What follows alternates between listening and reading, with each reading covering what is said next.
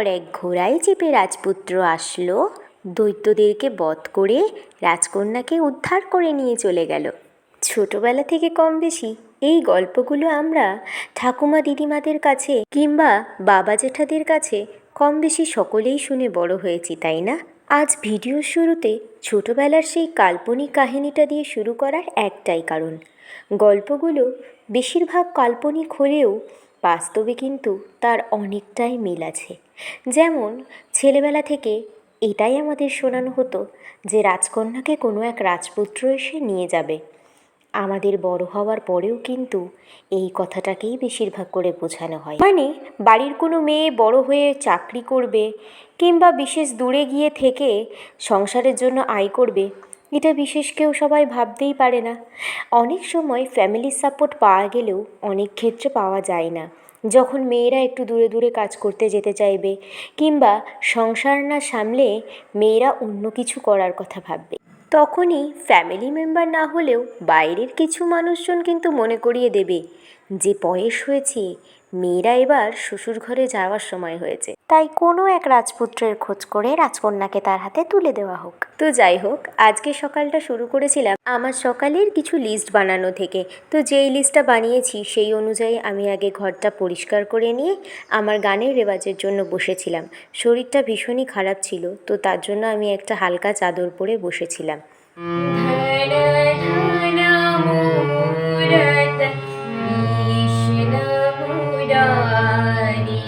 এরপর বসে গিয়েছিলাম আমার রেলের বইটা নিয়ে, যেখানে আমি কিছু কোয়েশ্চেন দাগিয়ে রেখেছিলাম। আর তাছাড়া যেহেতু বইটা আমার ভাইয়ের, চাকরি পেয়ে যাওয়ায় সে বাইরে চলে গেছে আর যাওয়ার আগে তার বই খাতা কিছু জিনিস আমাকে দিয়ে গেছে, তার আগে থেকেই পড়া এগুলো।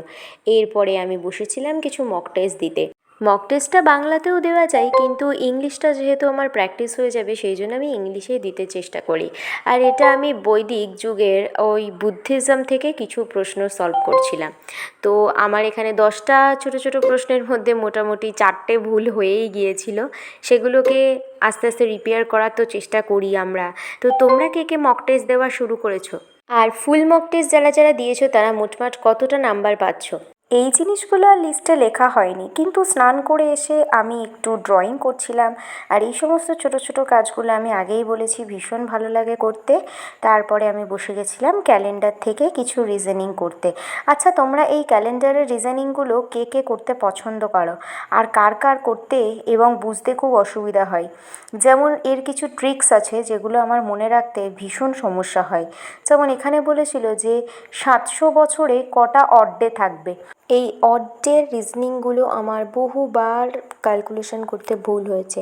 আর পরীক্ষার সময় আরও একটা জিনিস খেয়াল করতে পারছি, যত পরীক্ষা এগিয়ে আসছে তত প্র্যাকটিস যত করছি বা কম হয়ে যাচ্ছে, তার জন্য পেছনের জিনিসগুলো সব ভুলতে ভুলতে আসছি। সেই জন্য কোনটা ছেড়ে কোনটা করব এটা বুঝতে পারছি না। আর পরীক্ষার সময় এই জিনিসটা কিন্তু ভীষণই হয়। তোমাদের কার কার সাথে এই জিনিসটা হয় অবশ্যই বলো। তবে তোমরা তো আমার থেকে হয়তো বেশি ভালো পড়াশুনো করো, সেই জন্য হয়তো এই সমস্যাটা নাও হতে পারে। আজকে তোমাদের জন্য এই প্রশ্নটা রয়েছে, স্ক্রিনে দেওয়া প্রশ্নটার উত্তরটা তোমরা কমেন্ট সেকশানে অবশ্যই জানিও। তো যাই হোক, এরপরে সন্ধেবেলায় আমি বসে গেছিলাম পুরনো একটা বাক্স নিয়ে। সেটাকে দিয়ে ভাবছিলাম যদি ইউজফুল কিছু বানানো যায়। তো ঘরে আনা বিভিন্ন জিনিসপত্র ছিল, তো এই বাক্সটাকে আমি যত্ন করে রেখে দিয়েছিলাম যে এমন কিছু বানাবো বলে, অনেক দিনের শখ ছিল। সত্যি ফোনে দেখায় কত সহজেই জিনিসগুলো বানানো হয়ে যায়, কিন্তু এইটা বানাতে আমার প্রায় 3 থেকে 4 দিন সময় লেগে গেছে। এটার ফাইনাল লুকটাও তোমাদের সাথে শেয়ার করলাম, যদিও এখন সাজানোটা কিছুটা চেঞ্জ হয়েছে। এটা পরের কোনো একটা ভিডিওতে অবশ্যই শেয়ার করব। তো এখনকার মতন এই পর্যন্ত। ভালো লাগলে অবশ্যই একটা লাইক করে দিও। Thank you.